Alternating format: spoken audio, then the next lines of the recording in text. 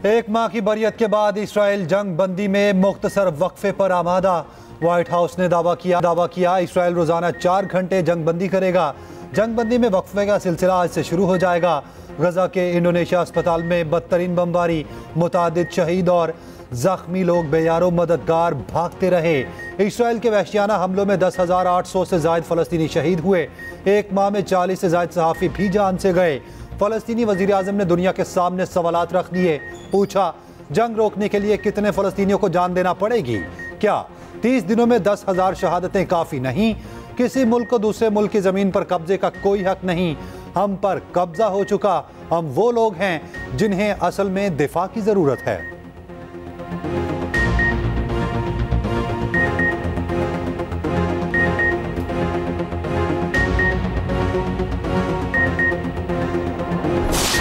Israel फिरौन के नक्शे कदम पर चल रहा है। निगरान वज़ीर-ए-आज़म अनवारुल हक काकड़ का क़सम फौरी जंगबंदी का मुतालबा। ताशकंद में इक़्तिसादी ताउन तंजीम के इजलास में क़सम जारी बरबरीत की मज़म्मत।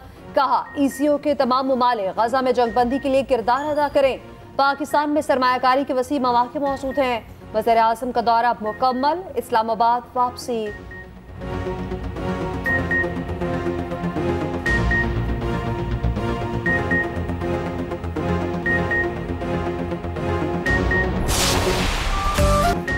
मरी में हर शय सफेदी में गुम। सीजन की पहली बर्फबारी ने माहौल बना दिया।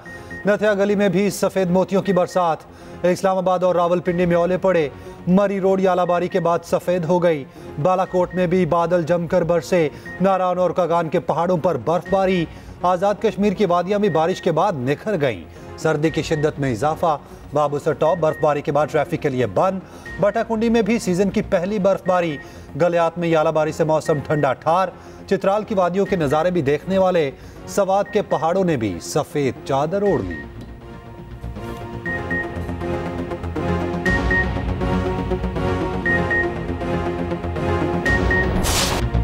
मुश्किल नहीं, तकरीबन नामुमकिन। पाकिस्तान का सेमीफाइनल में पहुंचना दीवानी का ख्वाब बन गया।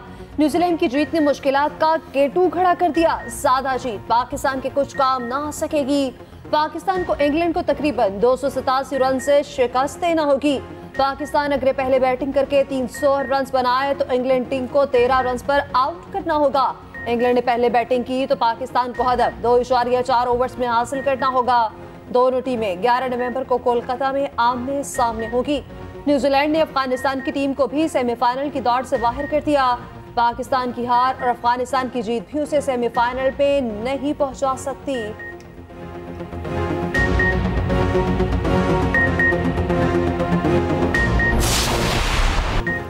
न्यूजीलैंड की सेमीफाइनल में जाने की राह हमवार। श्रीलंका को अहम मैच में 5 विकेटों से शिकस्त दे दी।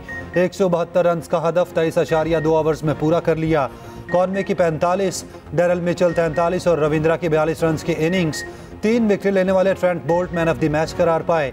10 पॉइंट्स के साथ टेबल पर चौथी पोजीशन बरकरार। रन रेट भी 0.743 हो गया। पाकिस्तान का नेट रन रेट 0.036 है।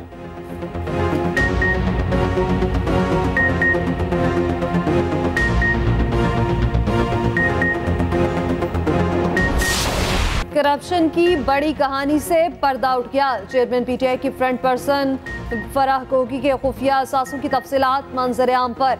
2017 से 2020 तक ज़ाहिरी और गैर ज़ाहिरी असासों में 4 अरब 52 करोड़ का हैरत अंगेज इजाफा। फराह गोगी ने 2020 में 95 करोड़ रुपए के असासों को तस्लीम किया। इससे हटकर 3 अरब 82 करोड़ के असासे निकल आए। सिर्फ 3 सालों में ज़ाहिरी असासे 420% बढ़े। गैर ज़ाहिरी असासों में 15,000% इजाफा हुआ। तमाम असासे फराह गोगी की ज़ाती मलकियत निकले। शौहर एहसन जमील गुजर और रिश्तेदारों के असासे अलहदा हैं। SECP के रिकॉर्ड के मुताबिक फराह गोगी 8 कंपनीज में हिस्सेदार भी हैं। 2018 में ऐलान की गई टैक्स एमनेस्टी स्कीम का भी भरपूर फायदा उठाया। 489 मिलियन रुपए से ज़ायद का काला धन रेगुलराइज कराया। तहकीकात में फराह और उनके शौहर के 102 बैंक अकाउंट सामने आ गए। मालियत 14.5 अरब रुपए है।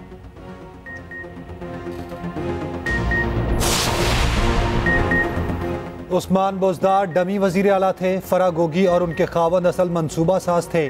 पंजाब में डीपीओ से पटवारी तक ट्रांसफर पोस्टिंग का शेयर जाता था। रहनुमा नून लीग अता तारड़ के इल्जामात। कहा फराह गोगी पकड़ी जाती तो फर बोलती। चेयरमैन पीटीआई ने फराह गोगी की करप्शन में सहूलतकारी की। इक़्तिदार खत्म होता देख चेयरमैन पीटीआई ने फराह गोगी को बाहर भेज दिया। बुशरा बीबी को भी जेल में होना चाहिए। राना सनाउल्लाह ने कहा फराह गोगी को वापस लाने के लिए तरीकाकार है। तहकीकाती इदारे उस पर काम कर रहे हैं।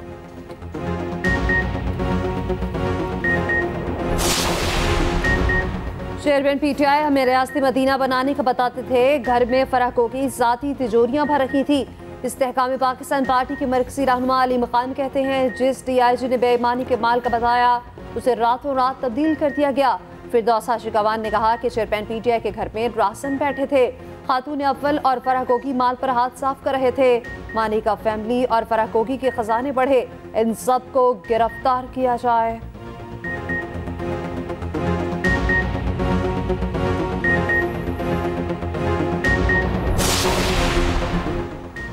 पंजाब में नाफिज जुज़वी लॉकडाउन में तब्दीली। लाहौर समेत स्मॉग से मुतासरा अजला में आज कारोबार खोलने की इजाज़त। हफ्ते और इतवार को मुकम्मल लॉकडाउन होगा। पाबंदी वाले तमाम दिनों में शादी हॉल्स खुले रहेंगे। Medical store, petrol pumps, bakeries, grocery stores, सब्जी और गोश्त की दुकानें खुली रहेंगी। सड़कों पर ट्रांसपोर्ट भी चलेगी। मैन्युफैक्चरिंग के लिए तमाम सन्नतें खुली रहेंगी। फैक्ट्री आउटलेट्स और सेल पॉइंट्स मुकम्मल बंद होंगे। रेस्टोरेंट से सिर्फ होम डिलीवरी की इजाज़त होगी। लाहौर में ट्रैफिक को महदूद तरीन किया जाएगा। तमाम टेकअवेज मुकम्मल बंद होंगे। तफरीही मकामात, सिनेमा घर, थिएटर और जिम चारों दिन बंद। 10 से 12 नवंबर तक तमाम बैंक्स बंद रहेंगे। सरकारी और निजी दफातर, तालीमी इदारे और पार्क्स भी बंद रहेंगी। कमिश्नर लाहौर की जुम्मे को ताजरों से रजाकाराना कारोबार बंद करने की अपील। स्मार्ट लॉकडाउन के दौरान सेफ सिटी कैमरों से मॉनिटरिंग होगी। बागों का शहर धुएं में गुम हो गया। लाहौर दुनिया का आलूदा तरीन शहर बन गया। फिजाई आलूदगी में शहर का दूसरा नंबर। एयर क्वालिटी इंडेक्स 450 से ऊपर। शहर में बीमारियां आम। दिल्ली फहरिस्त में टॉप पर। कराची में भी सूरत हाल अबतर। आलूदा तरीन शहरों की फहरिस्त में 5वें नंबर पर। स्मॉग के बायस लाहौर फेस्टिवल भी खत्म। फेस्टिवल ने 15 नवंबर तक जारी रहना था। बदतरीन स्मॉग के बायस पंजाब हुकूमत ने आगे वाले तमाम प्रोग्राम मनसूख कर दिए। स्मॉग का बड़ा सबब बनने वाले तमाम तरक्याती काम अब तक जारी हैं।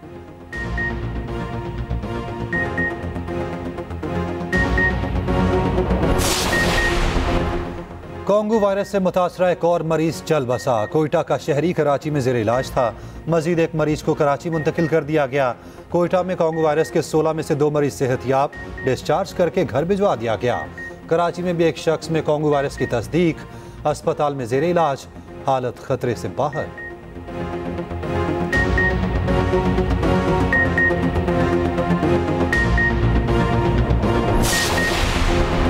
जहांगीर तरीन का हकीकी नया पाकिस्तान बनाने का ऐलान। टेक्सला में अवामी इज्तिमा से खिताब में कहा पुरानी बातें भूलकर आगे जाना चाहते हैं। सियासी जमातें एक दूसरे से ना लड़ें, कोशिश करेंगे हक के लिए आगे बढ़ें, पहले अवाम का सोचेंगे।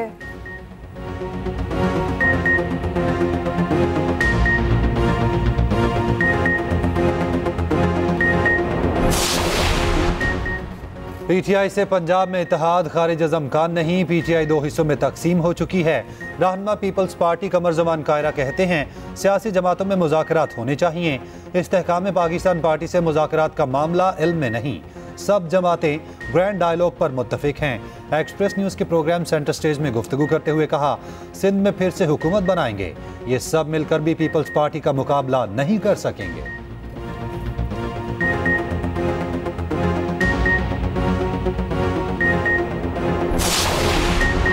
मुस्लिम लीग नून के सिंध में सियासी राब्ते तेज। लीगी वफ्द 11 नवंबर को मुत्तहदा के मरकज बहादुराबाद जाएगा।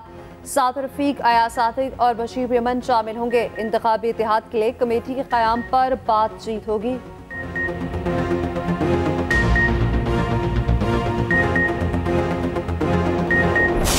आज आप आप कहें एक मखसूस जमात के लोगों के मुतल्लिक कि उसको छोड़ दिया जाए, उसको बांध लिया जाए, आप ये क्यों नहीं कहते? आज भी मैं आईनी अदारों से रिक्वेस्ट करता हूं कि लेवल प्लेइंग फील्ड ये है कि आप नवाज शरीफ के पेंडिंग केस जो हैं उनकी एक डेट फिक्स की जाए ताकि इंतखाबात से पहले जो इंसाफ के तकाजे हैं वो पूरे हों। आरिफ अलवी 9 में वाकयात की मजम्मत क्यों नहीं करते? आज भी आप इकरार करते हैं चेयरमैन पीटीआई के वर्कर हैं। अगर कोई 9 मई के पौधे की परवरिश करना चाहता है तो ये गलत है।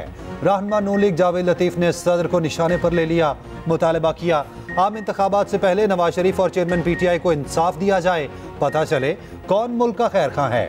कोई मुजरिम है तो सजा मिलनी चाहिए। ये भी कहा वजीर आजम जाला होगा या मतवाला, ये किसी की ख्वाहिश तो हो सकती है, असल पता इंतखाबी नताइज के बाद मालूम होगा। राणा सनाउल्लाह बोले नवाज शरीफ आइंदा इंतखाबात में हिस्सा लेंगे। नवाज शरीफ जल्द चौधरी शुजात समेत सियासी कायदीन से मिलेंगे। आसिफ जरदारी का हक है लाहौर के वजीर आजम का रास्ता रोकें। -9 मई करके पीटीआई अरकान से बातचीत के लिए तैयार हैं।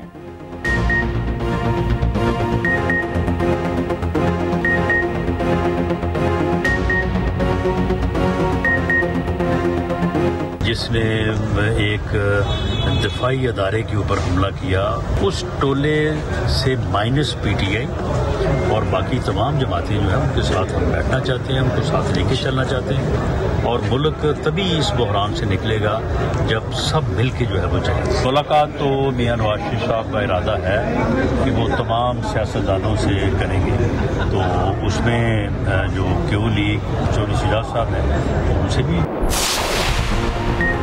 निगरान वज़ीर आला सिंध और सूबाई वज़ीर सेहत आमने सामने। तर्जुमान वज़ीर आला सिंध का कहना है मकबूल बाकिर के दौरों से साबित हुआ वज़ीर सेहत डॉक्टर साद खालिद नियाज अस्पतालों को बेहतर करने में बुरी तरह नाकाम रहे। वो साथी डॉक्टर्स के साथ दुश्मनियां निभाने में मसरूफ रहे। इजलासों को इसलिए मुलतवी करवाया कि उनकी नाकिस कारकर्दगी का जायजा ना लिया जा सके। निगरान वज़ीर सेहत की जुबान कोई मुहसिब या पेशावर डॉक्टर इस्तेमाल करने का सोच भी नहीं सकता। उनकी गलत बयानी और बेहूदगी से जाहिर है कि झूठ की कोई बुनियाद नहीं होती।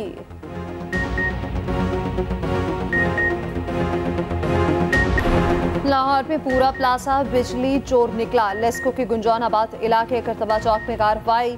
प्लाजा की 30 दुकानों और फ्लैट्स में बिजली चोरी हो रही थी। 70,000 से ज़ायद यूनिट बिजली चोरी की गई।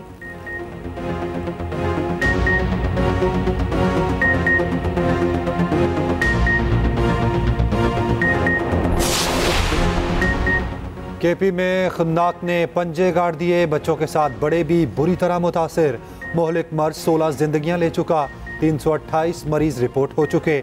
सिर्फ पेशावर में 68 मरीज सामने आए।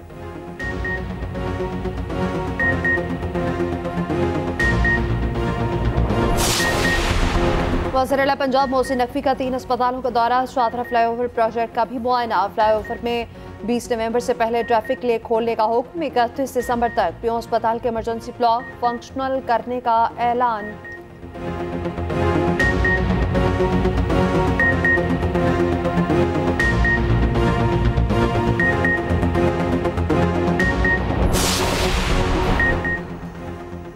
इस्राइल में इस्राइली वजीर आजम के खिलाफ मुजाहिरे।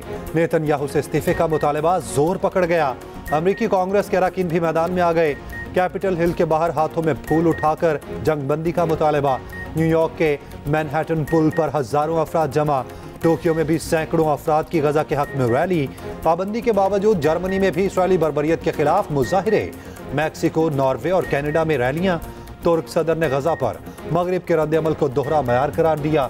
मलेशियन सदर ने कहा पार्लियामेंट से खिताब में मलेशिया मुतफिका तौर पर फलस्तीन कॉज की हिमायत जारी रखेगा। हम हमास पर किसी पाबंदी या सजा के लिए तैयार नहीं, कोई भी धमकी कबूल नहीं करेंगे।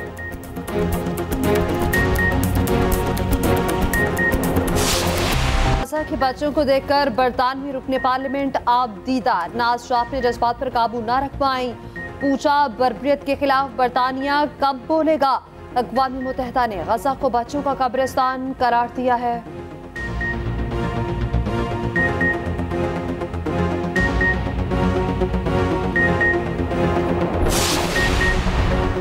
अमीर जमात इस्लामी सिराजुल हक का कहना है कि मजलूम फ़लस्तीनी आवाम इस्लामी ममालिक की तरफ देख रहे हैं।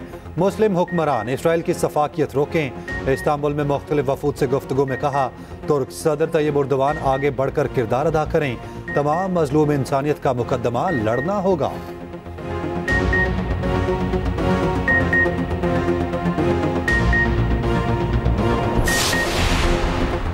मोदी हुकूमत मुस्लिम दुश्मनी पर बहुत आगे निकल पड़ी। मुसलमानों के नाम पर बने शहर भी खटकने लगे।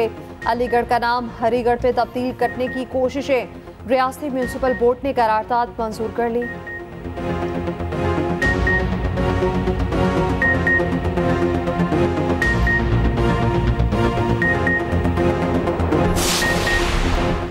मकबूजा वादी में भारतीय बर्बरियत ना रुकी। जिला शोपियां में एक और कश्मीरी शहीद।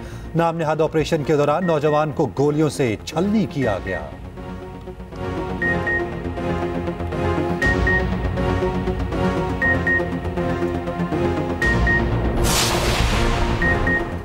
दो साबिक कप्तान सोशल मीडिया पर आमने सामने। मोहम्मद हफीज और इंग्लैंड के माइकल वॉन के सोशल मीडिया पर जंग छिड़ गई। साबिक इंग्लिश कप्तान ने बाबर आजम की जेट लैग पर बोर्ड को तनकीद का निशाना बनाया। मोहम्मद हफीज ने जवाबी हमला किया। इंग्लैंड क्रिकेट की देखभाल का मशवरा दिया। मोहम्मद हफीज ने विराट को आहिस्ता खेलने पर तनकीद का निशाना बनाया। माइकल वॉन कोहली की हिमायत में सामने आ गए। हफीज को कोहली के हाथों आउट होने की वीडियो शेयर की। हफीज ने वॉन का पकड़ा हुआ पुराना कैच शेयर किया।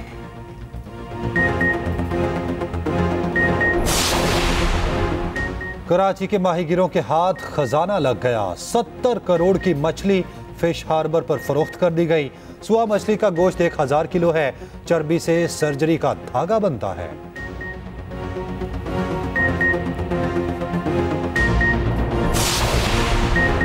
शहर में फराटे भरती गाड़ियों का शोर। थल डेजर्ट जीप रैली का आगाज। मर्द और खवातीन रेसर्स खतरनाक ट्रैक पर होंगे आमने सामने। 200 किलोमीटर का दुश्वार गुजार ट्रैक बनाया गया। सुबह क्वालिफाइंग राउंड शुरू होगा। साबिक वज़ीर आला सिंध मुराद अली शाह के बेटे ट्रैक का जायजा लेते हुए जख्मी। तेज रफ्तारी की वजह से जीप उलट गई।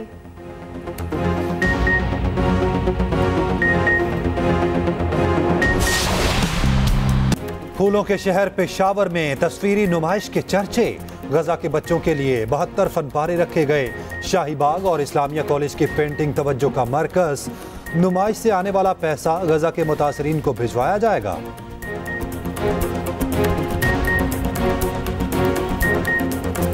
और हंसते बसते न्यूयॉर्क पर भूतों का बसेरा। Action comedy film Ghostbusters Frozen Empire का ट्रेलर जारी। फिल्म आइंदा बरस मार्च में रिलीज होगी।